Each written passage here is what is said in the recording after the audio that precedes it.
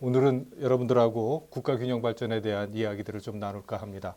우선 우리 자신의 위상, 우리 나라의 위상, 그리고 그 나라의 위상이 그동안 얼마나 올라갔는가, 그걸 갖다 먼저 한번 보시고, 그런데 그 와중에 좀 부족한 면, 우리가 지금 힘들어하는 저출산 고령화, 양극화의 그 뿌리가 어디에 있는가, 그래서 그 뿌리가 바로 불균형 발전에 있구나 하는 것을 한번 인식을 하고, 그리고 그 인식의 뿌리를 또 한번 역사적인 맥락, 우리 동양의 고전, 그 다음에 동양의 옛 성인들이죠. 성인들의 말씀에서 찾아보고, 미국 100년의 역사에서 그 근거를 찾아봐서 거기 가장 키워드가 되는 것은 손상익하라는 말입니다. 위에서 넘치는 데서 덜어서 모자라는 데다 채워주는 겁니다. 손상익하라는 원리에 대해서 배우고 나면, 그래서 우리가 왜 균형 발전 정책이 이러이러한 모양을 갖추고 있는가, 그게 대략 60분 동안에 제가 최대한 요약을 해서 말씀을 드리겠습니다. 작년 1월 초 그리고 금년 초에 굉장히 기쁜 소식들이 들어왔었죠. 그 큰 제목은 저희가 국가균형 발전을 위한 개혁과제이고, 그 내용 중에서 왜 고를균, 그 저울대형, 균형에 포함된 글자들은 그 고를균자하고 저울대형입니다. 그 저울대형은 특히 우리가 참여정부 때 우리 균형발전 정책을 균했고 고르게 나누는데 상당히 신경을 썼었다면, 우리 이 문재인 정부 그리고 앞으로 향후 우리는 형평성에 더 초점을 두는, 그래서 좀 더 자세하고 좀 더 치밀한 그런 정책적 전환이 필요하다, 이런 얘기를 좀 드리도록 하겠습니다. 얘기의 순서는 우리 국격이 떠오른 것을 갖다 우리가 실체로 봤던 것이 K 방역에서 우리가 실체를 보았었고, 그럼에도 불구하고 현재 우리 대한민국을 짓누르고 있는 소위 현상들, 저출산, 고령화, 그 양극화까지 그 근본 원인이 어디에 있는가, 불균형 발전에 있다는 것을 여러 사례를 들어서 설명을 드리고, 그다음에 그러한 일들이 결국 지금에 있는 현상만은 아니라 우리 인류 역사에 쭉 있어 왔고, 특히 동양의 고전인 주역이나 그리고 위인들이 이제 관자, 공자, 노자, 이 네 문헌에 나오는 이야기들이 공이 고른 분배, 고르게 분배하기 위해서는 결국 넘치는데, 남는 데서 덜어서 모자라는 데다 채워주는, 위에서 덜어서 아래를 채워주는 손상익하의 원리가 작동될 수밖에 없다 하는 얘기고, 그러기 위해서 순서를 이렇게 잡았습니다. 떠오르는 국격, 그러나 옛말에 따라서, 이렇게 정리를 했고, 우선 국격의 예로서 그 문화의 힘을 좀 얘기하고 싶습니다. 그래서 첫 예가 바로 우리 봉준호 감독의 기생충이었고, 우리 어렸을 때는 그 서부 영화만 봐도 굉장히 그 감탄하고, 그쪽 영화에 대해서 뭐 영화라면 다 할리우드라고 생각을 했던 것이 어느 순간 우리 쪽으로 넘어왔고요. 그리고 이제 최근에 우리 집의 불행은 뭐냐면은 그걸 즐길 수 있는 TV가 집에 없다는 겁니다. 집에 TV가 없다 보니까 그걸 볼 수가 없어서. 그런데 들리는 얘기에 의하면 넷플릭스의 K 드라마들이 또 그렇게 인기를 끌고 있다고 그래요. 제가 뭐 준비했던 것도 있지만 오늘은 시간상 보여드리지 못합니다. 그게 그쪽 말로, 독일어로, 그 다음에 중국말로, 그 다음에 일본말로 더빙이 돼서 돌아가고 있다는 걸 갖다가 좀 유의해서 보시고요. 근데 두 번째, BTS의 방탄소년단의 역할, 그래서 빌보드 싱글 차트 1위 등등등의 그 업적들을 저는 왜 이 두 가지 예를 들었는가. 그 백범 김구 선생님이 원하셨던 나라가 강대국이었나요? 단순한 강대국, 부국 강병 또는 뭐 핵폭탄을 쥐고 있고 다른 나라를 위협할 수 있는 그런 나라가 아니라 오직 한없이 가지고 싶은 것이 높은 문화의 힘이라고 그랬는데, 그 소프트 파워가 대한민국이라는 이름으로 K자가 앞에 붙어서 다 전 세계로 날아가고 있습니다. 그 중에 또 살펴보면 민주주의 수준은 어떤가? 제가 요 민주주의하고 사회에 관한 얘기를 꼭 이 랭킹으로 하는 이유는 바로 뒤에 K 방역의 요인에 연결이 되기 때문에 그렇습니다. 완전한 민주주의 국가에 진입했다. 2020년 국가별 민주주의 지수는 이거는 한 5가지 정도의 요인을 갖다가 평가를 해서 10점 만점으로 환산을 합니다. 그래서 저희가 8.01이 돼서 8점 확 넘어가니까 소위 이제 완전한 민주주의 국가로 이제 평가가 됩니다. 근데 이 평가에 약간의 좀 제가 의구심이 있는 거는 우리보다 바로 위에 일본이 있어요. 근데 저는 일본은 한 번도 민주주의 국가라고 생각해 본 적이 없습니다. 여러분들 아실 거예요. 그 선거제도가 얼마나 황당한지, 이름을 써야 된다는 그런 황당한. 그 다음에 버라이어티 데모크라시, 다양성, 민주주의의 다양성을 측정하는 데 있어서도 2020년도 자료, 2018년도 자료 보면은 우리가 3050 국가 중에서 1위입니다. 그런데 2020년도가 되니까 영국과 프랑스가 우리보다 좀 위에 있는 그런 걸 볼 수가 있습니다. 완전한 민주주의 국가에 우리가 진입해 있고, 그 다음에 또 예를 든다면은 그 언론 자유 지수에 있어서도 우리나라가 아시아 1위죠. 아시아에서 가장 높죠. 다만 좀 안 된 건 뭐냐면은 언론의 신뢰도는 측정만 했다면 꼴찌로 나온다는 거. 그건 그 두 가지 잘 기억을 해 두시고요. 사회 문제, 그 다음에 이제 혁신에 있어서도 블룸버그 2021년도 혁신지수에서 사실 작년에는 독일이 잠깐 올라갔다가 우리가 다시 1위를 탈환했습니다. 이건 어떤 거 가지고 그 측정을 하느냐면 GDP 대비 연구개발 지출, 그 다음에 제조업 역량 이렇게 해서 한 7가지 지표를 가지고서 한 60개 이상의 질문이 들어갑니다. 거기에 대해서 무려 9년 동안 우리가 7차례 1위에 선정될 정도로 이 혁신 지수에 있어서도 굉장히 뛰어나다 하는 것을 기억해 두실 필요가 있고요. 무엇보다도 작년에 우리의 위상을 확실하게 살펴볼 수 있었던 것은 지금도 마찬가지입니다. 지금도 마찬가지인데 조금 전에 말씀드렸던 신뢰성이 잘 안 가는 언론들 때문에 여러분들이 혹시 헷갈릴 수는 있을 거예요. 국민의 핵심은 이거죠. 국민의 기본권을 침해하지 않고도 감염병의 확산을 막았다는 것.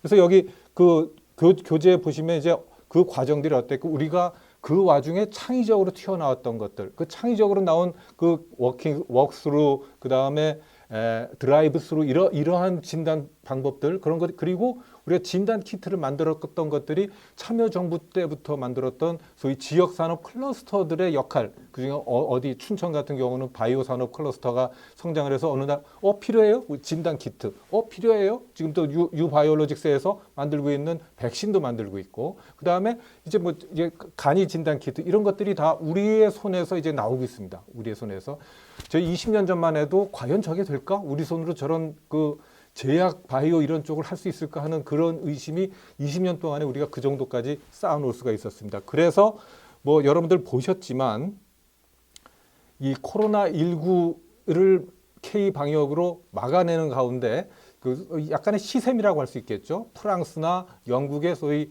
이제 대가들께서 석학들께서 어떤 얘기를 하시냐면은 그럼 한국이 어떻게 저렇게 잘 막지 하면서 하는 얘기가 권위주의 아니었을까?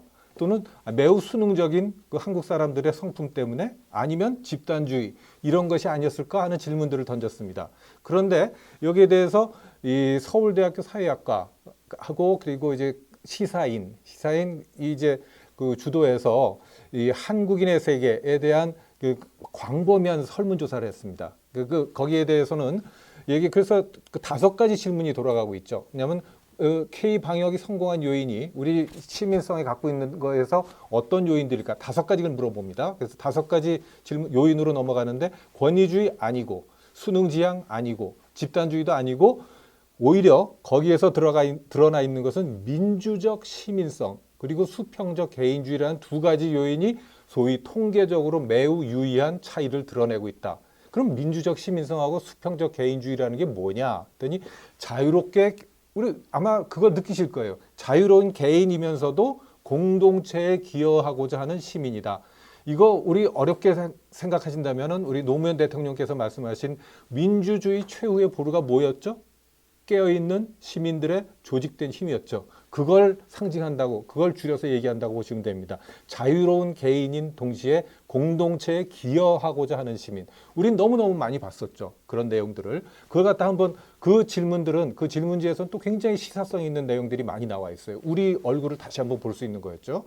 예를 들어서 한국과 선진국을 비교해 달라고 그랬습니다. 그랬더니 여러분들 그 선진국의 민낯을 한번 봤었죠.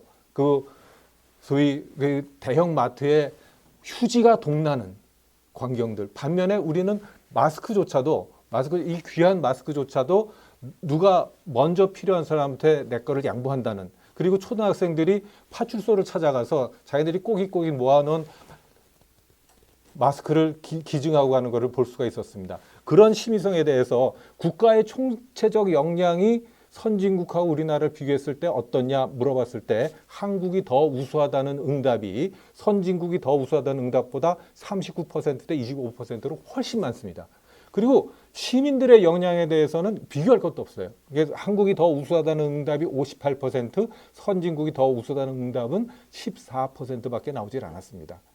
그럼 이 질문은 2019년도에도 비슷한 내용으로 질문들을 했는데 그중에서 복지제도에 관한 질문은 우리나라의 복지제도가 잘 갖춰져 있느냐는 질문에 대해서 긍정적인 응답이 49%에서 70%로 월등히 향상됐습니다.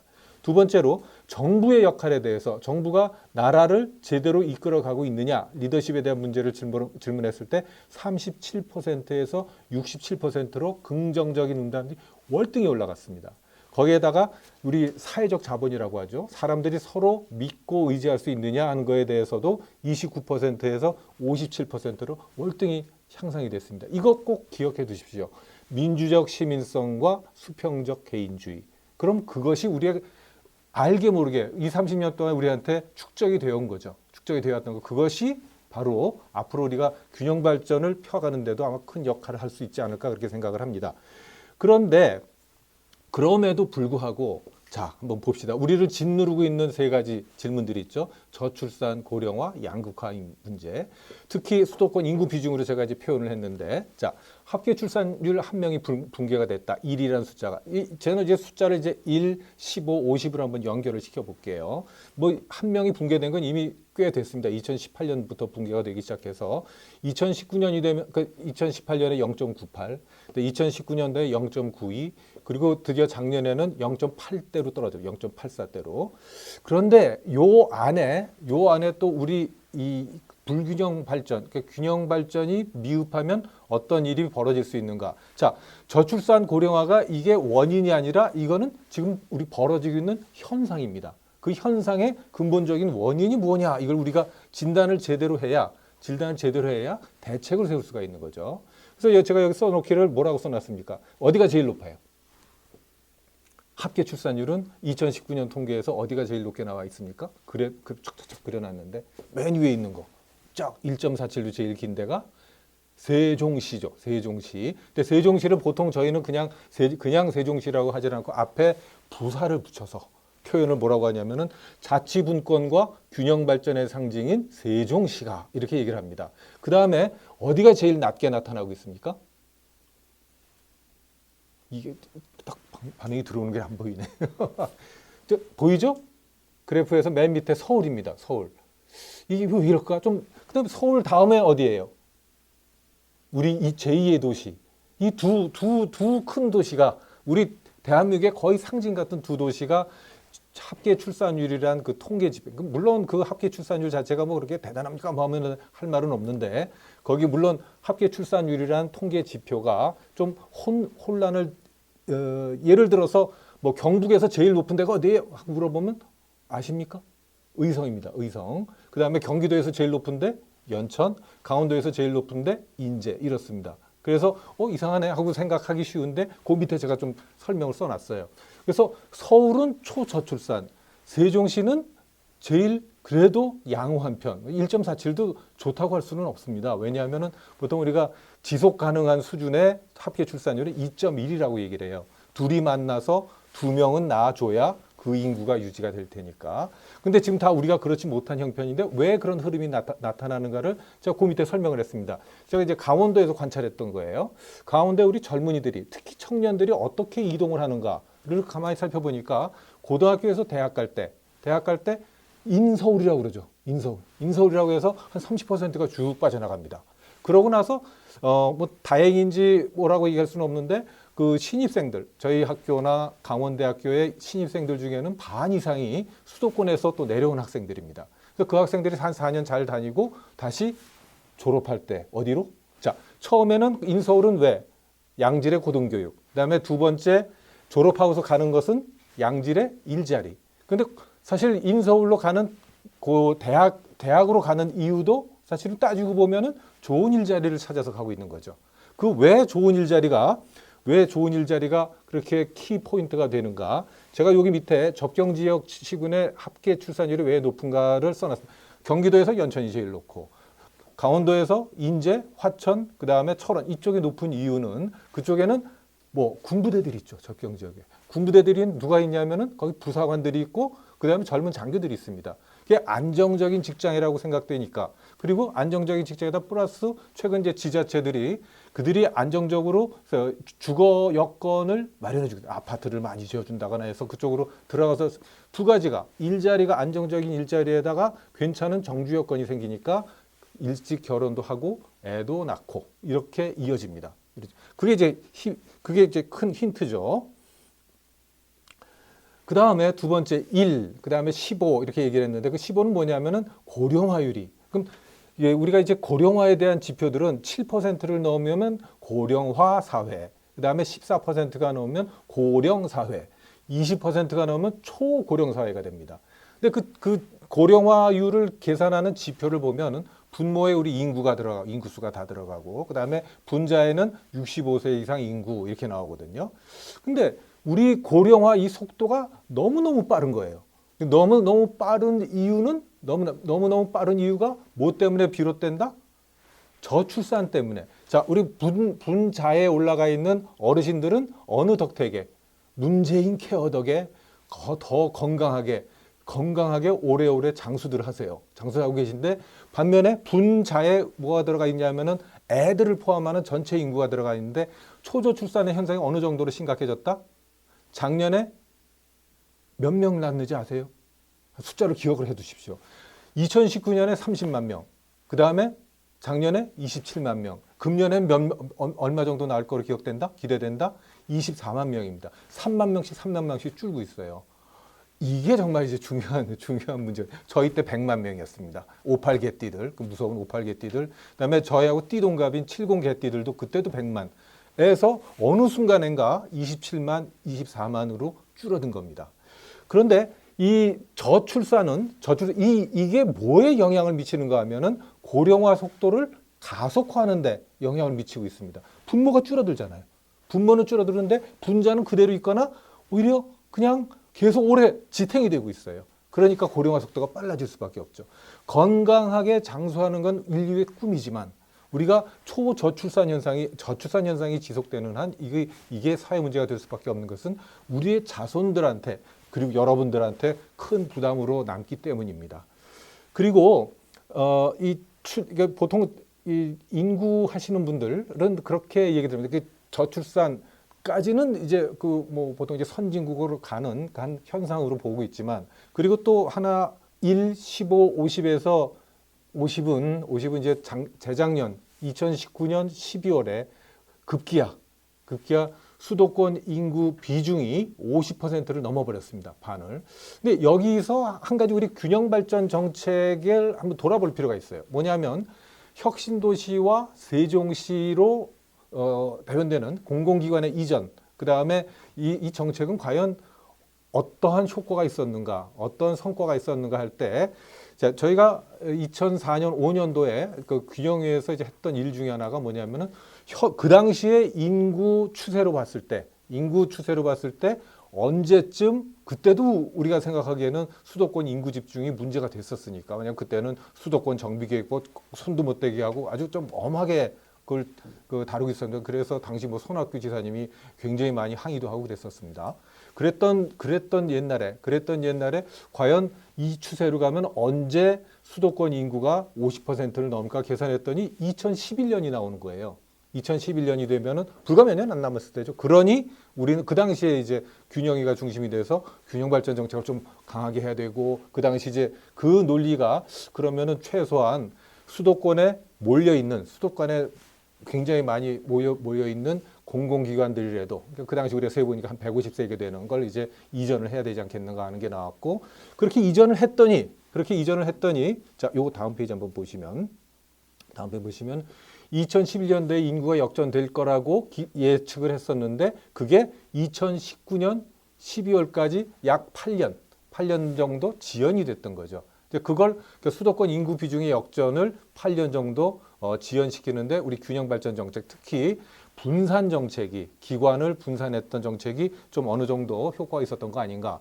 근데 이게 2018년 그때 이제 거의 공공기관 이전이 마무리되고 이제 사람들이 내려가는 이제 끝인 거죠. 그러고 나서 다시 이제 또 서울로 거의 뭐 매년 한 3만 명 이상씩 이제 들어오다 보니까 여기 한번 보시면 요 전 페이지입니다. 2020년 1월 이후, 그러니까 작년, 그러니까 2019년 12월 달에 처음으로 50% 넘고 나서 이 격차입니다. 수도권 인구 비중하고 그다음에 아래 파란 선으로 나와 있는 것은 이제 그 비수도권의 인구 비중, 그게 이제 50.3% 대 49.7%까지 벌어지고 있다는 걸 이제 통계로, 최근 통계를 한번 보여드리는 거죠. 그런 수도권 인구 집중의 문제가 있고, 그다음에 또 양극화 문제도 그걸 통해서 이제 얘기를 할 수가 있는데, 그거는 뭐 오늘 시간상 제가 빼더라도 왜 그럼 이렇게 인구가 팍 줄어들었느냐, 이건 악순환의 문제가 있습니다. 어떤 악순환이냐면은 강력한 산화 제한 정책, 언제 1960년대부터 말부터 계속 그러다가 보니까 어느 순간 1983년에 2.1명이 됐어요.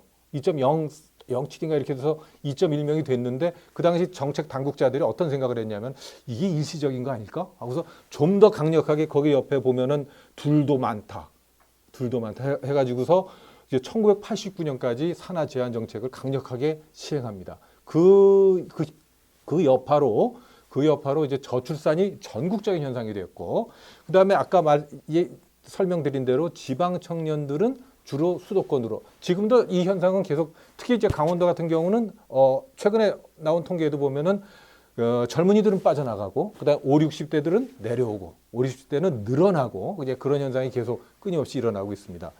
그걸 이렇게 도식화해 볼 수가 있어요. 전국적으로는 저출산 현상, 아까 설명드린 대로 산화 제한 정책, 선진국으로 이행, 이런 현상들이 있지만, 젊은 층들은 수도권으로 집중이 되다 보니까 주거비와 교육비를 감당하기 어려워서 결혼과 출산을 미루게 돼서 서울의 경우 오히려 초저출산 현상을 보이고 있다. 그래서 전국적으로는 지금 이제 저출산, 그리고 이제 저희 좀 어렵게 이제 그 지방 소멸이라는 용어까지 썼는데, 지방 소멸이라는 용어는 그냥 용어라고 생각하시면 됩니다. 이게 소멸된다는 그런 의미는 아니고요.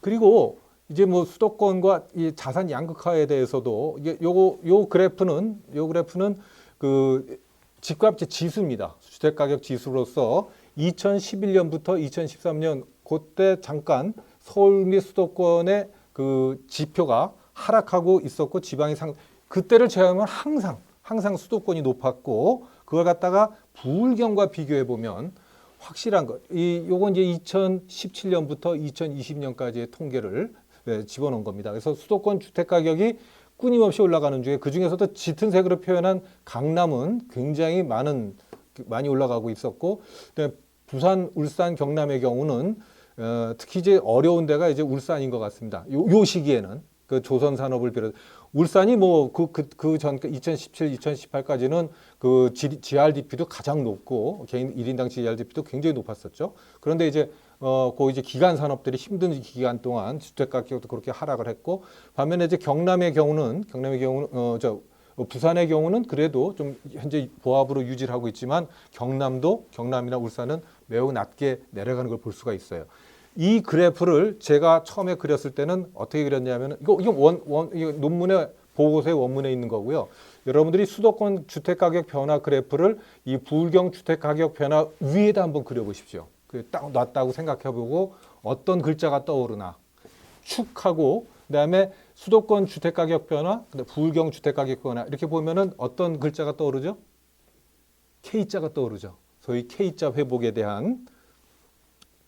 자, 그럼 왜 청년층들이 그렇게 교육과 일자리를 통해서 수도권으로 가는가? 이제 한번 봅시다. 정말로 그 궁극적인 목적이 이제 좋은 일자리였기 때문에 어떻게 일자리가 분포하고 있는가를 보니까, 상장사들 중에 보면 10곳 중에 7곳이 수도권에 분포하고 있어요. 그 다음에 이걸 시총 기준으로, 주가 시총 기준으로 따져보면 85%가 몰려 있습니다. 그러면은 갈 수밖에, 그럼 뭐라고 말릴 수가 없어요. 말릴 수가. 그래서 수도권 집중도가 이렇게 높고, 그다음에 뭐 또 다른 얘기도 있는데 그거는 제가 빼고, 자, 일자리하고 그다음에 뭐가 있었죠?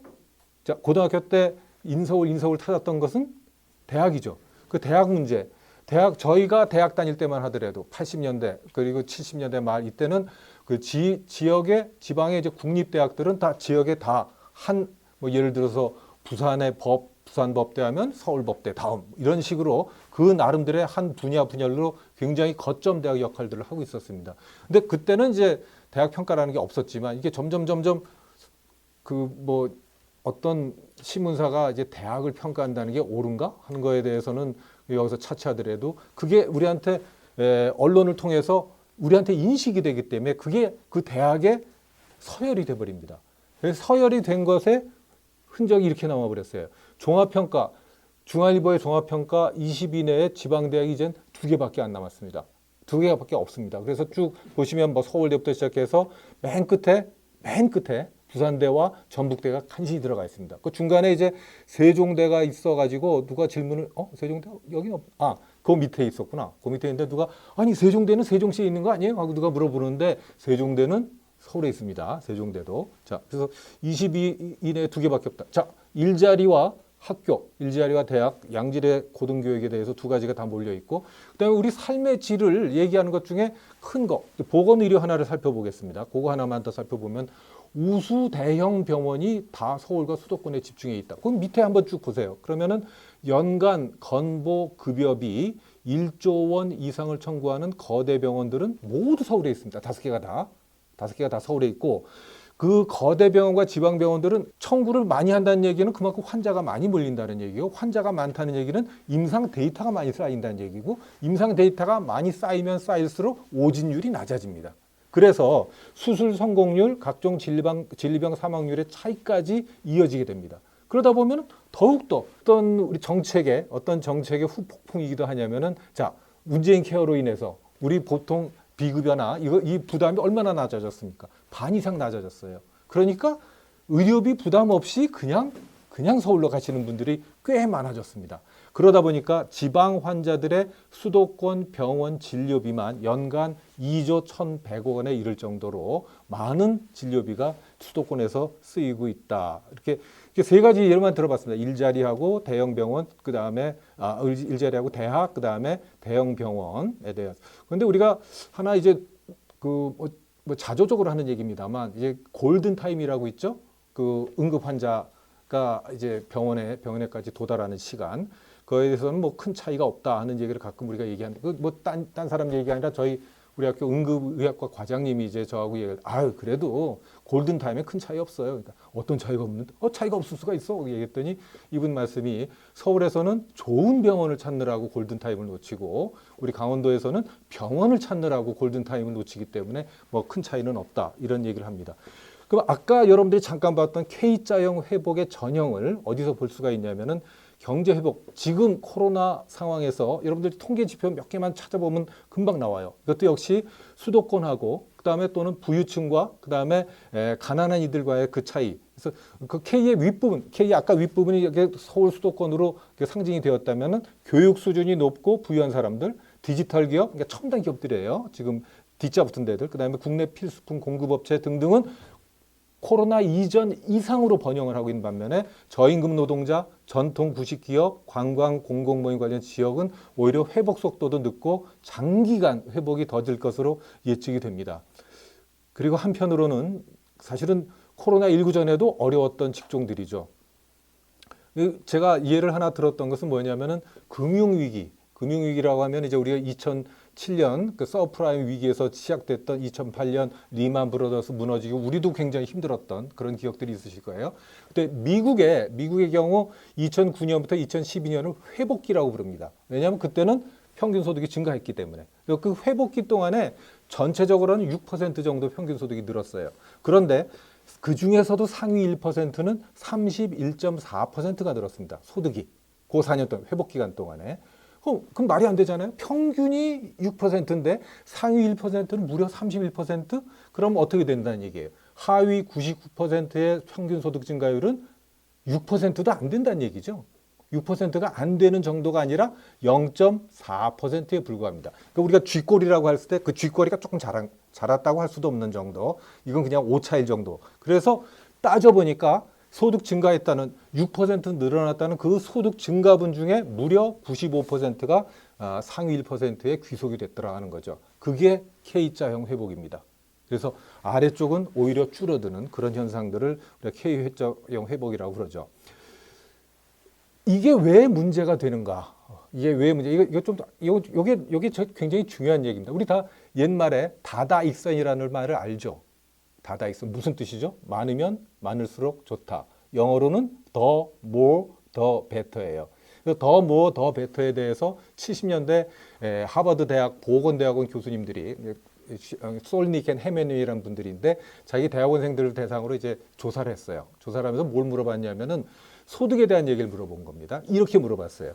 다음 중 어떤 세상에 한번 얘기해 보세요. 내 연봉은 5천만 원이고 남들은 2,500만 원 버는 세상. 내가 남보다 많이 버는 세상입니다. 그런 세상에서 살고 싶은지 아니면 2번. 연봉이 2배입니다. 1억 원. 내 연봉이 1억 원인데 남들은 2억 5천만 원을 버는 세상. 이거 제가 우리 수업 시간에 물어본 제 수업이 그 이번 학기에는 500명이 지금 수업을 듣고 있어요. 이게 온라인 수업이니까 가능한 일인데 그 중에 70%가 금년엔 더해요. 75%가 자 여기 제가 써놨죠. 2016년 1학기부터 2020년 2학기까지 1번 세상을 선호하는 학생 비율이 65%에서 76%에 이를 정도로 내가 남보다 많이 받는 세상을 원해요. 다다익선이 아니라 많으면 많을수록 좋은 게 아니라 내가 남보다 많이 받는 세상을 선호하는 겁니다. 상대적 비교가 중요해요. 소셜 컴패리즌이 중요합니다. 내가 남보다가 중요해요. 근데 남의 입장이 돼 보세요, 한번. 그럼 그 사람도 나보다 많이 받고 싶어 하겠죠. 그러면은 어떤 세상이라야 갈등이 적겠습니까? 이 이야기의 근원은 어디? 이 이야기를 책으로 쓴 거는 해피니스라는 책을 쓴 리처드 레이어드 교수의 책에 나오는 얘기예요. 거기는 이런 이해도 나옵니다. 러시아 농부 얘기가 나와요. 러시아 농부 이야기가 뭐냐면은 러시아 농부가 이제 열심히 기도를 해가지고서 젖소 한 마리 생기게 해주세요. 젖소 한 마리 했더니 어느 날 길 잃은 젖소 한 마리가 자기 농장 앞으로 들어온 겁니다. 근데 그 농장으로 길 잃은 젖소를 받아들이는 동안에 옆집 농부가 또 그걸 봤어요. 보면서 하나님한테 또 기도하기 시작했어요. 그걸 보고 나서 뭐라고 기도했을 것 같습니까? 나도 한 마리 생기게 해주세요 했을 것 같습니까? 라고 이렇게 순진하게들 말씀들 하시는데 저 소를 죽여주세요 하고 이제 기도를 합니다. 그게 사람의 심정이에요. 어려울 때, 같이 어려울 때는 어느 누구도 같이 서로 돕습니다. 그렇지만 누구 하나가 거기서 이제 튀어나오기 시작하고 하면은 사촌이 땅을 사면 배가 아파지는 겁니다. 그래서 갈등을 줄이려면 격차가 적어야 한다는 것. 그래서 옛말을 한번 들여다보면 여기 그 소위 주역이나 관자나 그리고 공자님 그리고 노자 이분들의 정치적 성향이 어떨까 한번 이제 물어보겠습니다. 자, 아까 여러분들한테 얘기했던 상위 1%가 전체 그 소득 증가분의 95%를 가져가는 세상. 그리고 또 그 당시에는 심지어 상위 1%가 전체 소득의 23%를 가져갔어요. 23%. 아니 100조가리를 딱 냈는데 그중에 4분의 1을 지네가 가져가든 한 명이 가져가는 100명이 먹을 거라고 준비해 놨는데 25명 거를 한 명이 다 가져가는 그런 세상.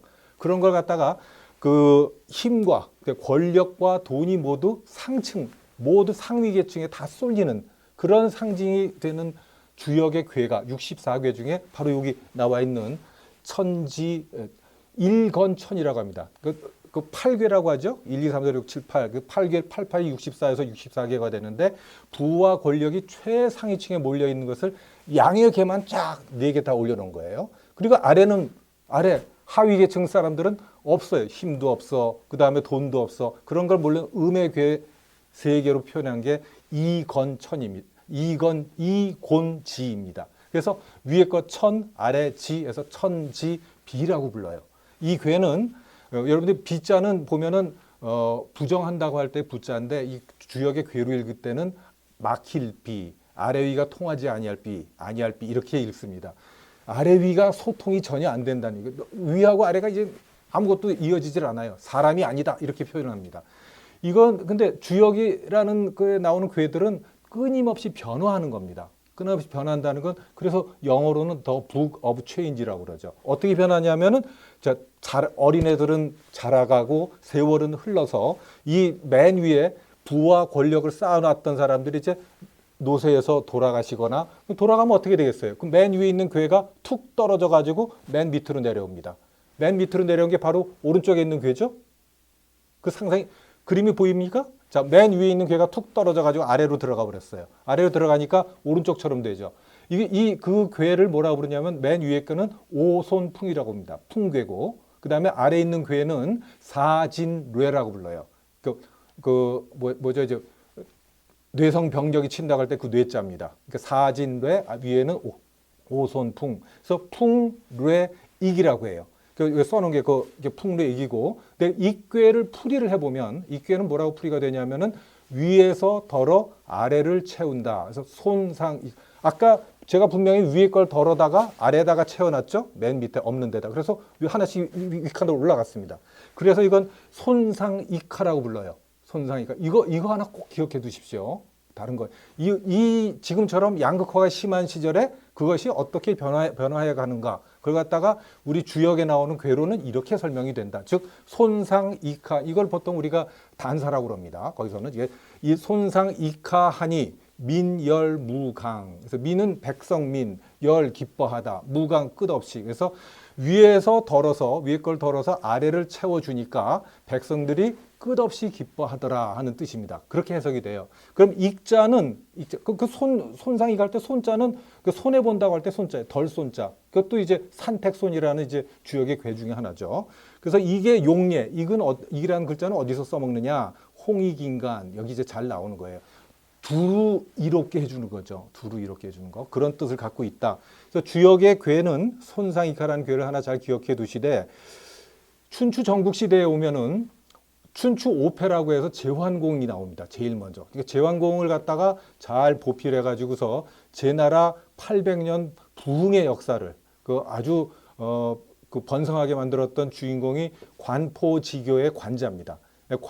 관이호라고 이제 이름은 이호고 이제 호는 이제 중 이렇게 되는 그래서 관중 이렇게 부르는데 그 사람하고 그분하고 제자들이 쓴 책 이름이 관자예요. 관자인데 이거 번역한 책이 한 950쪽 됩니다. 이게 정말 재밌어요. 이거 한번 읽어보시면 아마 그냥 빠질 겁니다. 근데 그 중에 제가 왜 통계학하는 사람 왜 이게 맨 뒤에 가보면 이제 산국괴라고 해서 국가 통계 관리 시스템을 제가 아는 한 최초로 이제 설계하고 이제 운용했던 분이 이제 관자입니다. 그리고 그 절에 딱 들어가 보니까 국축이라는 절이 나와요. 뭐냐면 재정 관리는 어떻게 해야 되느냐? 거기에 핵심을 찌르는 말이 나옵니다. 뭐냐면 나라가 안 돌아가는 게 왜 안 돌아갈까? 딱 간단해요. 법령이 행해지지 않고 백성을 법령이 행해지지 않는 거의 대표가 뭐냐면은 누가 돈이 너무 많으면 그 사람은 법을 잘 안 지킨다. 그리고 또 너무너무 가난하면은 그건 다스릴 수도 없다. 왜 그러냐? 빈부가 고르지 않기 때문이라고 2700년 전에 관자가 딱 찍었어요. 빈부격차가 바로 나라가 혼란스러운 이유다. 백성이 굶주리고 먹지 못하는 게 부자들이 곡식을 저장하고 있기 때문이고, 그 다음에 화폐, 통화 시스템에서도 일상에서 쓰는 경비가 모자라서 씀씀이가 적게 되는, 요즘 말로 하면 디플레이션이죠. 부유한 상인들이 화폐를 유통해서 얻은 이윤을 저장하고 풀지 않기 때문이다. 이렇게 얘기를 합니다. 그럼 어떻게 하란 말이냐? 자, 군주가 비축한 재물과 화폐를 풀어서, 이게 뭐예요? 요즘 말로 하면은 재정 정책을 써서죠. 재정 정책을 써서 넘치고 모자란 것을 고르게. 그럼 넘치고 모자란 것을 어떻게 고르게 합니까? 넘치는 데서는 덜어내고 모자란 데는 채워주는 거죠. 아까 얘기했던 손상익하라는 원리를 여기서 다시 한번 돌아볼 수가 있습니다. 관자의 시대로부터 한 150년 뒤에 공자님 시대가, 혹시 논어들 읽어보셨어요? 논어 읽어보면 졸립죠. 졸린데 그 중에 맨 끝에 가보면은 나머지 뭐 학이 시습제 해가지고 아주 간단한 학이편 이렇게 나오는데 뚝 뒤에 넘어가면은 계시편이라고 나옵니다. 계시가 당시 노나라의 권력자예요. 그러면서 이제 옆 동네를 이제 자꾸 이제 뭐 제사도 지내가지고 굉장히 중요한 동네인데 거기를 좀 탐내고 있었습니다. 그랬더니 또 공자님 제자 중에 자로하고 염류가 그 밑에 가서 벼슬을 살아요. 염류는 재물을 맡고 자로는 이제 국방을 맡아가지고. 근데 스승님 생각을 해보니까 계시 방침을 별로 반길 것 같지가 않아가지고서 가서 좀 스승님한테 허락을 받으려고 갔다가 이제 혼나는 거죠. 혼난 내용 중에 이거예요. 나라나 집안을 경영하는 자는 적은 건 문제가 안 되더라. 적은 것을 금심하지 않고 고르지 못한 것을 근심한다. 이걸 이제 한자로 얘기하면 불환과, 작다는 거예요. 과인 할 때 그 작을 과자입니다. 불환과이 환불균, 불균을 걱정해라. 고르지 못한 것을. 그다음에 가난한 거, 가난한 것도 큰 문제 아니다. 불환빈이 환불안. 그래서 안자가 나오는데, 그래서 가난을 근심하지 않고 평안하지 않은. 근데 평안이라고 이제 어떤 분이 이걸 번역하셨는데, 그 안자가 바로 밑에는 그 안자가 우리 소셜 시큐리티라고 할 때의 그 안자입니다. 사회 안전망이죠. 이게 사회 안전망으로 보면 아주 명확하게 뜻이 드러나요. 그래서 왜 그게 그렇게 그 안자하고 그다음에 균자 이게 중요하냐, 불안, 불균 이게 중요하냐. 자, 이렇게 얘기를 해요. 그래서 대개 고르면 가나지 않고, 대개 고르면 가나지 않는 게 뭐냐면 개, 균, 무빈. 균하면 무빈. 가난한 사람 다 고른데 누가 가난한 사람이 어디 있어요? 그죠? 그다음에 화, 무, 과.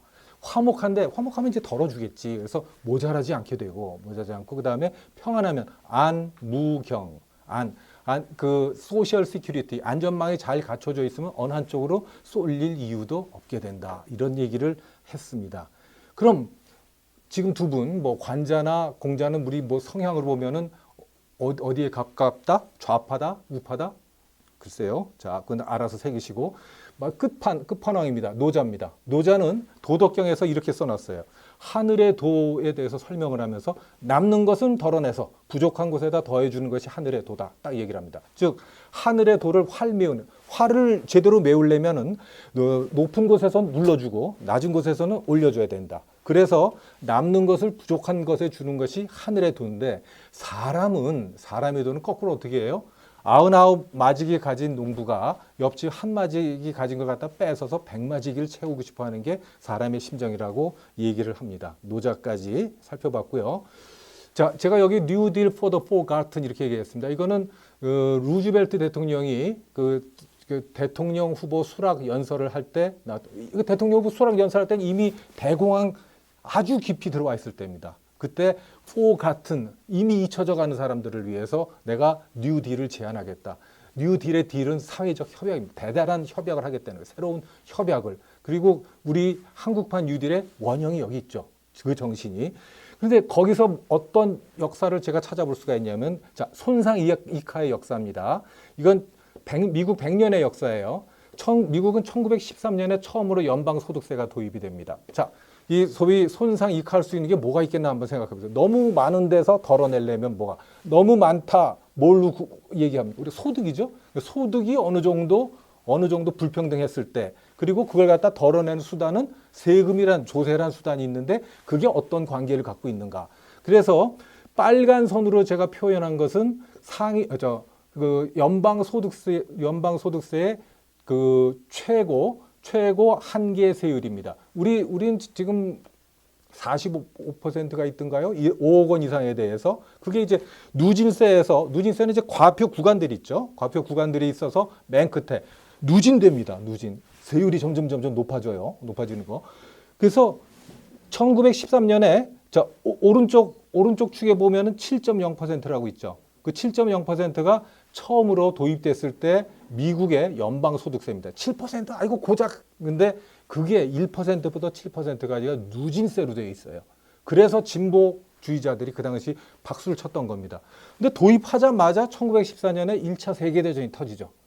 전쟁이 나면은 당연히 전비를 공급하기 위해서라도 재정이 많이 필요하게 됩니다. 세율이 퍽퍽퍽 뛰어서 오른쪽으로 이제 비교해 보시면은 이게 1918년이 되면 77%까지 뛰어 올라갑니다.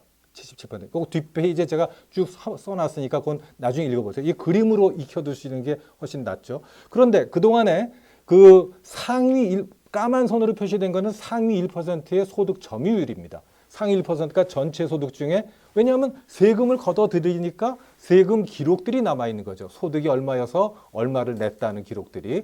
그래서 이 상위 1%의 소득 점유율은 이 최고 한계세율하고 완전히 반대인 관계가 있어요. 그게 눈에 띄입니까? 그게 눈에 들어와야 돼요. 그래서 77%까지 올라갔더니 상위 1%의 소득 점유율은 15%대까지 떨어집니다. 왼쪽에 있는 것이 상위 1%의 소득 점유율이에요. 근데 전쟁이 끝나니까 어떻게 되겠어요? 전쟁이 끝나고 후보 대통령이 들어서면서 르세페어, 그러니까 시장 자본주의가 아주 득세를 하게 됩니다. 아, 세금 걷으면 어떡해? 그래서 세금 줄여주고 심지어는 그 전쟁 중에 걷었던 돈까지 막 환급을 해줘요. 그리고 앤드루 멜론이라는 재무장관은 자기 딸한테 재산을 다 물려주고 싶어가지고 상속세를 아예 없애버립니다. 0%만. 그렇게 하면 어떻게 되겠어요? 자, 오른쪽에 보시면 20%대까지 떨어집니다. 소득세율이. 그동안에 상위 1%의 소득 점유율은 점점 뛰어 올라가죠. 끝간데 없이 올라가 버려요. 그래서 1928년이 되면은 최고점에 올라갑니다. 23.9%. 상위 1%가 전체 소득의 23.9%를 점하자마자 뭐가 터집니까? 바로 대공황이 터지죠. 1929년 대공황. 자, 그 시기들이 이제 대공황 시기여가지고 뚝뚝뚝뚝 떨어지는 동안, 그리고 대공황을 극복하기 위해서 뉴딜을 수행하기 위해서 뭐가 필요하다? 재정이 필요하니까 세율을 올려갑니다. 세율이. 그래서 이 뉴딜 첫 first 100 days, 그다음에 그 3R의 시기, 이때 70%대까지 세율이 올라갑니다. 그런데 이 뉴딜을 시행하는 동안은 이제 38년도가 되면 이제 2단계 뉴딜이에요. 근데 38년도부터 어떤 일이 또 벌어지죠? 독일과 일본이 전쟁을 일으키기 시작하죠. 39년도에 전쟁이 나고 41년도에 되면은 미국이 어떤 상황이 몰립니까? 41년 12월 6일이든가요? 진주만 공습이 있고 나서 미국도 참전하게 됩니다. 참전하기 위해서는 뭐가 또 필요해요? 아까 1차 전 때와 마찬가지로 전비가 필요하고 재정을 확충해야 됩니다. 그래서 루즈벨트 대통령이 의회에다 요구하기를, 자, 이런 어려운 시기에 모든 총력을 다 전쟁에서 승리하는 데 집중해야 되기 때문에 2만 5천 불 이상의 소득에 대해서 100% 과세해야 되겠습니다. 이렇게 얘기를 해요. 황당하죠. 100%예요, 100%. 근데 이제 전쟁 때니까 뭐 얘기가 되겠지만 1944년에 의회에서 승인한 것은 20만 불 이상의 소득에 대해서 94%의 최고 소득세율을 승인합니다. 자, 오른쪽에 보시면 94%가 있죠. 그런데 그 시기가 1944년이었는데 전쟁은 분명히 45년도에 끝났는데 91%의 잠깐 내려간 91%의 최고 소득세율이 무려 20년 동안 이어집니다. 아이젠하워 대통령 때까지도 이어져요. 아이젠하워 대통령은 민주당도 아니고 공화당 대통령입니다. 그런데 물론 2차 대전의 영웅이죠. 그래서 전쟁을 몸소 겪은 사람이다 보니까 재정을 함부로 줄이는 거 큰일 날 일이다. 세율은 안 줄인다. 물론 아이젠하워 대통령은 월가 사람들을 많이 등용을 했습니다. 장관으로. 내각에 등용해서 10명 중에 8명이 월가 출신이에요. 심지어 국방장관을 누구를 앉히냐면은 GM 회장을 앉힐 정도로 그쪽을 굉장히 많이 중용을 했어요. 그럼에도 불구하고 세율은 안 낮췄습니다. 오히려 세율이 떨어지기 시작했던 건 언제냐면은 존 F 케네디 대통령 때 기업인들의 사기를 북돋아줘야 된다는 이유로 이제 64년부터 70%대로 떨어지기 시작합니다. 자, 여기서 하나 또 주의하셔야 될 건 뭐냐면 그렇게 최고 한계 세율이 90%를 찌르는 동안에 미국이 망했습니까? 미국이 뭐라고 부른 시기예요? 상위 1%의 소득 점유율은 그때는 10% 밑으로 떨어지기 시작합니다. 고르게 분배가 되는 거예요. 이 10%, 7%는 누구의 얘기냐면은 바로 토마 피케티의 얘기입니다. 7% 정도면 굉장히 고르게 분배되는 거야 하는 얘기. 그때 상당히 고르게 분배되는 이 시기, 50년대 후반부터 70년대 후반까지, 50년대 초반, 40년대 후반부터 70년대 후반까지 이 시기를 미국 사람들은 뭐라고 부른다? 황금기라고 부릅니다. 골든 에이지. 그 다음에 The Great Prosperity, 대번영기라고 불러요. 대공황기는 상위 1%의 소득이 정점을 찌렀던 시기, 그리고 최고 소득세율은 매우 낮았던 시기, 그 다음에 대번영기는 최고 소득세율이 매우 높았던 시기, 94%에 이를 정도로 매우 높았던 시기, 그 시기는 또 반면에 상위 1%의 소득 점유율은 매우 낮았던 시기다. 그런데 아까 얘기했던 대로 이제 그 존슨 대통령 때부터 낮추기 시작하더니 레이건이 들어섭니다. 이쪽 미국에서는 로널드 레이건, 영국에서는 대처가 안 되는 대처 여사. 이 두 분이 양쪽에서 신자유주의를 뿌려대면서 줄푸세. 뭘 줄여줍니까? 부자 감세. 뭘 풀어줍니까? 규제를 풀어줍니다. 금융규제 특히 풀어주고 그 다음에 세계화라는 일을 벌이기 시작하죠. 그러면서 상위 1%의 소득 올라가고 그 다음에 최고 한계 세율은 뚝뚝뚝뚝 떨어져 갑니다. 그리고 뭘 맞냐면 2007년도에 자 저기 거기서 제일 정점에 이른 시기가 2007년도입니다. 2007년도에 잘 아는 서브프라임 모기지 그 사태가 나고 그 다음에 떨어지고 아까 여러분들이 봤던 2009년부터 2012년까지 회복기가 잠시 있었던 것 같은데 웬걸 여전히 상위 1%의 소득 점유율은 20%대에서 왔다 갔다 하고 그 다음에 미국의 이 연방소득세의 최고 한계세율은 40%를 넘지 못합니다. 40%막 넘기려고 열심히 하면서 39.6%를 누가 오바마 때 겨우 만들어놨더니 누가 도란프 형님께서 다시 39. 몇 퍼센트 한참 낮춰놨죠. 지금 다시 우리 저 바이든 대통령은 특히 기업들의 법인세를 이제 올리겠다고 이제 얘기를 하고 있습니다. 자, 요 이야기들은 쭉쭉쭉 넘어가시면 제가 이제 쭉 설명한 거예요. 이 그림 하나 저는 이 그림이 제일 중요하다고 생각합니다. 이 그림이 제일 중요하다고. 그래서 최고 한계세율과 상위 1%의 소득 점유율은 역의 있다. 즉 최고 한계세율이 높은 시기에는 상위 1%의 소득 점유율이 낮게 관찰되고 즉 소득이 고르게 분배가 되고 최고 한계세율이 낮은 시기에는 상위 1%의 소득 점유율이 높게 나타난다. 그래서 아까 얘기했던 손상 이카의 원리가 자아 역사 속에서 작동하는 것을 여러분들이 보신 거고요. 그 다음에 특히 민열무강이라는 정말 백성들이 즐거워서 끝간데 없이 좋아하는 것은 이 골든 에이지. 뭐 여러분들이 미국 드라마 미드 중에서 뭐 해피데이즈라든가 그 60년대 찍었던 영화들 드라마를 보시면은 그걸 잘 볼 수가 있습니다. 뉴딜 이야기를 여기다 잠깐 써놨는데 그거 이제 참고하시고요. 그래서 우리가 해야 될 일은 뭔가? 자, 불균형 발전이 그 우리가 닥쳐 있는 저출산, 고령화, 양극화의 뿌리였다고 제가 말씀드렸습니다. 그럼 균형 발전 정책이라는 걸 갖다가 딱 던지기 시작한 거는 참여정부, 우리 김대중 정부 국민의 정부죠. 국민의 정부에서 참여정부라는 이 10년의 기간이 매우 중요합니다. 그래서 제가 여기서 여러분들한테 딱 보여주고 싶은 건 뭐냐면은 역대 정부들이 균형 발전 정책에 대해서 어느 정도의 심혈을 기울였는가 하는 걸 비교해 보자는 거예요. 자, 여기 참여정부 때는 100대 과제 중에 무려 21개가 균형 발전 관련된 과제들이었습니다. 근데 딱 그리고 이름이 국가균형발전위원회였어요. 그리고 국가균형발전위원회에 노무현 대통령께서 무려 70회 이상 직접 회의를 주재하셨어요. 주재하시면서 장관들한테 이제 직접 지시를 내리셨던 겁니다. 그 당시에. 그런데 딱 바뀌자마자 2008년부터 이명박 정부에서는 거기서 이제 신자유주의 시대에 우리가 이제 접어든 거죠. 균형발전 과제가 딱 한 게 있었어요. 광역경제권 구축이라는 거. 그러고 정권이 바뀌고 이제 박근혜 정부가 들어서니까 이제 그걸 갖다가 호프라는 HOP라는 슬로건을 내세우면서 국민 대통합을 위한 지역균형발전이라는 이름 외에 균형발전 계제가 약 3개 정도. 그럼 문재인 정부는 적어도 우리 100대 국정과제 중에는 11개가 거기에 이제 포함되어 있고 그 이후에 그 100 국정과제 이외에도 자, 한번 보시겠습니다.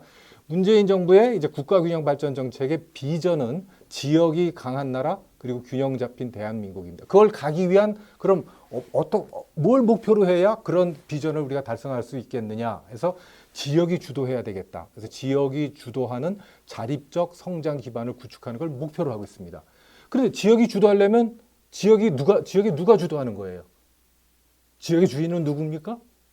주민들이죠. 그래서 지역의 주민들이 주도하는. 그래서 지역 주민이 주도하려면은 지역 주민들이 그만한 역량을 갖춰야 돼요. 자, 뒤에 우리가 사례 몇 개 드러났는데 그리고 그러한 비전을 달성하기 위해서 어떤 가치를 추구할 것인가. 자, 지역이 강해. 지역에 가면 그 중앙에 갖고 있었던 중앙에 집중되어 있던 권력들이 나뉘어야 됩니다. 권한이 나뉘어져야 돼요. 바로 분권이죠. 분권. 그리고 그럼 지역이 자립적 성장을 하려면은 그게 뭐에 기반을 둬야 되냐면 구태의연한 것이 아닌 혁신의 기반을 둔 성장이 필요해요. 혁신에. 그래서 분권과 혁신이 두 가지 가치가 등장합니다. 근데 혁신이라는 걸 여러분들이 그 혁자도 또 이제 그 주역의 궤로 치면 택화혁입니다. 아래 위가 맞지 않는 거예요. 아래 위에서는 물이 있고 아래는 물이 팍팍 끓는. 그래서 변화를 아무도 거스르지 못하는 그게 이제 혁자입니다. 혁자가 상징하는 거예요. 그럼 혁신은 보통 우리가 창조적 파괴라고 그러죠. 4차 산업혁명, 디지털 대전환. 그럼 거기에 따라가지 못하는 우리가 4차 산업혁명을 하면서 일자리가 많이 이건 사실은 뻥이죠. 뻥. 일자리가 점점 줄어들죠. 스마트 팩토리 일자리 점점 없어져요. 그럼 그들을 뭘 해야 되겠어요? 소외 계층을 거기서 처지는 사람들을 포용을 해야 됩니다. 포용을. 특히 아까 제가 그 저울 균형 할 때 그 고를 균, 그 다음에 저울 때 형의 형자는 뭐라고 그랬냐면은 형평성이라고 그랬습니다. 형평에 맞게. 그럼 어디 매우 큰 데는 큰 대로. 그러나 거기서 소외되어 있는 소외계층에 대한 배려가 들어가는, 소외계층을 결코 빠뜨리지 않는 포용 정신이 필요해요. 그래서 분권과 혁신과 포용이 균형 발전 정책에 추구하는 가치가 되는 겁니다. 3대 가치를 추구하고, 그럼 그 분야는 뭐 어떻게 나눠지겠어요? 우선 우리 문재인 정부의 처음 슬로건이 뭐였습니까? 사람이 먼저다였죠. 그래서 사람이 먼저예요, 진짜. 그래서 사람에 대해서는 삶의 질에 대한 것들이죠. 사람에 대한 분야. 그 다음에 두 번째는 그 사람들이 살고 있는 공간에 대한 문제들이죠. 그래서 공간, 사람, 공간, 그 다음에 그들이 거기서 안정되게 일할 수 있는 일자리가 나오는 산업. 이 세 가지. 그래서 사람과 공간과 산업에 대해서 우리가 뭐 처음에 이제 9대 과제, 9대 핵심 과제, 37개 과제 하다가 이제 39개 과제, 40개 과제까지 이제 늘어납니다. 그 중에서 이제 기반을 구축하기 위해서 균특회계를 개편한다거나 재정 조정대를 도입하는 거, 그다음에 국제 협력을 추구하는 일들, 이런 일들이 있었고, 여기 이제 8개 꼽을 만한 것들만 이제 꼽아놨어요. 그래서 예타 제도를 우리가 개편을 했습니다. 왜냐하면 사람이 다 서울에 모이다 보니까 서울에서 뭔가 GTX를 그러니까 예비 타당성 조사라면 다 일이 넘어갑니다. 왜냐하면 사람이 많이 몰려 있으니까. 지역에서 뭔가 하나 하려고 그러면 안 됩니다. 숫자 절대로 못 넣습니다. 따라서 균형 발전이란 가치를 집어넣도록 만들었고, 그 다음에 국가혁신 클러스터 사업, 아까 얘기했던 그 산업 영역에서의 국가혁신 클러스터, 그 다음에 혁신도시 시즌2의 궁극적인 목적은 지금 내려가 있는 공공기관들이 지역에서 상생협력할 수 있도록 정주 여건 조성해주고 기업들을 끌어내리는 것. 그게 이제 그 혁신도시 시즌2에서 지금까지 4년 동안 이제 했던 일이고, 그 다음에 이제 분권의 측면입니다. 그러니까 지금까지 중앙부처가 주도하고 지방은 이제 거의 가이드라인에 따르는 방식을 탈피해서 둘이 대등하기 위해서는 사실은 우리 지역에서 짓고 싶은 건 이제 집 한 채를 소박하게 집 한 채 짓고 싶은데 그 집을 지으려다 보니까 땅도 필요하고 그 땅 필요한 거 이제 알아보니까 국토부가 조성한다고 그래서 국토부한테 이제 사업비를 요청하고 그다음에 집 안에 집을 이제 설계를 하고 그다음에 그 안에다가 문화시설 TV 같은 거 하나 놓고 싶었더니 문화부에 무슨 사업이 있어서 그걸 따야 되고 그다음에 화장실을 좀 지으려고 그러니까 환경부에서 이거 여기다 지으면 안 되고 이렇게 지으셔야 돼. 그래서 뭐 이거 이 부처 저 부처 뭐 이렇게 다 이제 물어보다 그 가이드라인을 따르다 보면 집이 이상하게 나오는 거죠. 우리는 그냥 소박하게 집 한 채를 짓고 싶었는데. 그래서 그러면은 묶어서 다부처 묶음으로 지방정부하고 대등한 관계로 협약을 맺어서 덜컹 밑에서 사업을 추진할 수 있도록 한번 해봅시다 했던 게 지역발전 투자 협약입니다. 그래서 시범사업으로 우리가 300억을 만들어서 지금 11개가 지금 돌아가고 있어요. 이건 뭐 다음 주에도 계속 이제 현장 점검을 나갈 계획입니다. 그 다음에 그럼 도대체 어디가 지금 소위 객관적으로 좀 높고 낮고 하느냐 하는 거 그걸 비교하려면 객관적인 지표가 필요하죠. 그래서 균형 발전 지표를 개발을 해서 그걸 통해서 하고자 하는 건 뭐냐면 아까 우리가 분명히 그러니까 형평성을 고려해야 된다. 그러면 어려운 데다 더욱더 많이 해줄 수 있는 차등 지원 제도를 만들어야 되는데 그 차등 지원을 하기 위한 근거가 바로 이 균형 발전 지표에 근거를 둔다. 근데 이렇게 만들어 놓고 보니까 이게 또 잘 공개하기가 어려워요. 공개하기 어려운 그런 문제들이 있습니다. 그러면서 생활 SOC 사업을 또 이 문재인 정부 들어 2018년부터 이제 추진을 해와서 지금 이제 3년 차에 들어가고 있습니다. 특히 생활 SOC 복합화 사업을 갖다가 중점적으로 추진해서 이 금년에도 아마 13개 영역, 그래서 균특회계가 이제 기본이 되는, 그래서 그 중에 뭐 생활문화센터, 뭐 체육관 이런 건 굉장히 인기가 있어요. 근데 그런 거를 해보면서 느꼈던 게 뭐냐면은 이제는 우리가 시골에서 살아도 부럽다고 그래요. 이제 누가 부럽다고 그러냐면은 이제 우리 조용태 교수님 그리고 이제 그 마근혜 교수님 이 두 분이 이제 주로 이 균형 발전, 인구 정책에 대해서 굉장히 빼어난 식견들을 가지신 분들입니다. 둘 다 이제 대학원생들을 이제 그러니까 조영태 교수님은 자기 보건대학원의 대학원생들한테 야, 니들이 왜 저기 시골에서 살기 어려운 거야? 그랬더니 딱 답변이 뭐냐면은 스타벅스가 없잖아요. 그러고 마근혜 교수님 또 지역에 내려가서 지역에 사는 이제 청년들한테 지역에 살면서 제일 불편한 게 뭐예요? 했더니 스타벅스가 없잖아요. 아니 스타벅스가 상징하는 게 도대체 뭐길래? 그것을 우리는 이 생활 SOC 복합화 사업을 통해서 그리고 우리 농림부 사업들 중에서 생활 생활권 365 생활권 사업이라는 걸 통해서 이제 채워가려고 그럽니다. 그건 다 우리 균형발전 사업에 이제 포함되어 있는 것들이죠. 그리고 중요한 것은 그럼 그렇게 대등하게 그다음에 주민이 중심이 되기 위해서는 지역혁신 거버넌스가 특히 이제 지역 대학이 또 제 역할을 할 수 있도록 하는 그런 구실들. 그래서 여기서 이제 아주 중점적으로 지금 추진하고 있는 교육부가 여기 그래도 발벗고 나서 하고 있는 게 플랫폼 대학이란 대학 사업이라는 걸 하고 있습니다. 이게 이제 좀 연결이 돼야 되죠. 그다음에 균형발전특별회계도 이제 개편을 하고, 그다음에 또 굉장히 중요한 것은 이제 우리가 이제 작년부터 이게 수도권이라는 이 거대한 이제 그 권역과 거대한 리지온하고 그냥 우리가 14개 이제 광역을 중심으로 해서 아무리 뭐 혁신도시 내려보내고 많이 해봐야 이게 저 서도권의 그 흡인력에 상대가 안 된다. 그래서 결국은 최소한 부산, 울산, 경남 정도의 큰 메가시티 리지온으로 초광역으로 묶고 그것의 산업 생태계를 제대로 조성해야 이제 수도권에 필적할 만한 그러한 지역의 거점이 생기지 않겠는가 해서 초광역 메가시티 사업들이 이제 또한 제안이 되고 있습니다. 그래서 균형발전 정책도 우리가 성장기, 그러니까 2000년대 우리 참여정부 시기를 이제 성장기라고 한다면은 지금 우리나라의 규모가 이제 GDP로 쳐도 세계에서 빠지지 않는 1인당 GDP를 심지어 3050에선 굉장히 높은 수준에 올라 있는 이 성인이 됐을 때 건강 진단이 같을 수는 없겠죠. 그래서 누가 주도하고 무엇에 대해서 균형을 추구할 것이며 비교의 단위는 뭐가 될 것인가에 대해서도 기존에 중앙이 주도를 하고 있었다면 이제는 지역의 역량이 그만큼 갖춰졌으니까. 그리고 지역은 누가 더 잘합니까? 중앙부처는 굉장히 바쁩니다. 그래서 뭐 옛날에 좀 뭐 별별 얘기가 다 있는데 지금 엄연히 그래도 지역에 대해서 가장 잘하는 건 지역이다. 그래서 지역이 주도적으로 기획을 하고 중앙은 지원과 제도적 기반을 만드는 역할로 바뀌어야 한다 하는 것이고, 그다음에 포괄보조사업, 균특회가 포괄보조사업이라고 이름은 되어 있지만 사실상은 꼬리표가 다 붙어 있기 때문에 이게 포괄보조사업이 아닙니다.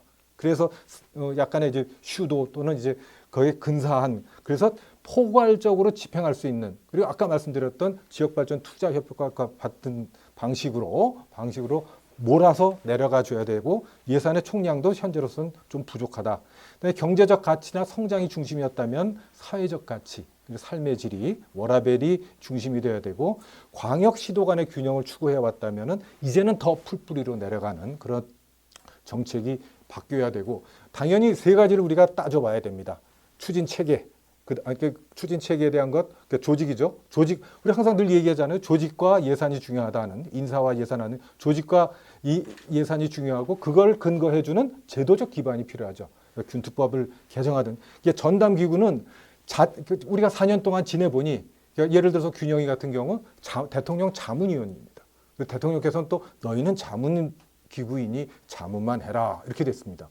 자문만 해가지고서는 이게 잘한 중앙부처들이 각자의 생각에 따라서 각자 뭐 예를 들면 뭐 사회적 경제가 좀 뜬다면 다 사회적 경제 하려고 그래요. 다 디지털 대전화 다 디지털 하려고 그래요. 그러니까 중앙부처의 흐름에 중앙부처가 이제 짜는 대로 가서는 우리 도저히 균형 발전을 추구하기가 어렵겠다. 집행력 있는, 그리고 균형 발전 그 자체적으로 집행력이 있고 그다음에 기획하고 집행할 수 있는 그런 전담 부처가 필요하고, 뭐 이란이야 써놨습니다. 그건 참고하시고요. 그다음에 아까 말씀드렸던 초광역권적 발전 국가 전략 수립이 필요해서 뭐 보통 유연한 메가시티 전략 이렇게 얘기를 합니다. 그 다음에 초광역 협력을 위한 행정 개편의 근거가 되는 법을 이제 지방자치법을 개정을 해서 이제 만들어 놨고요. 그 다음에 지역균형 뉴딜, 우리 뭐 지역이 주도하는 한국판 뉴딜이라고 해서 여기 대통령께서 작년 7월 21일 국무회의 모두 말씀하신 게 있습니다. 거기 보면은 이게 나라 발전의 중심을 수도권에서 지역으로 옮겨야 되겠다. 그게 이제 지역균형 뉴딜의 핵심입니다. 그 다음 재정 분권도 강화되어야 하고요. 그 다음에 지방소멸, 지역위기 대응한 특별법을 의원들 입법, 그 다음에 이제 당에서, 그 다음에 하고, 그 다음에 아까 말씀드렸던 지역발전 투자협약도 지금 현재 시범 사업이 끝나면 이것이 전면적으로 들어가야 되지 않겠나 이렇게 생각이 됩니다.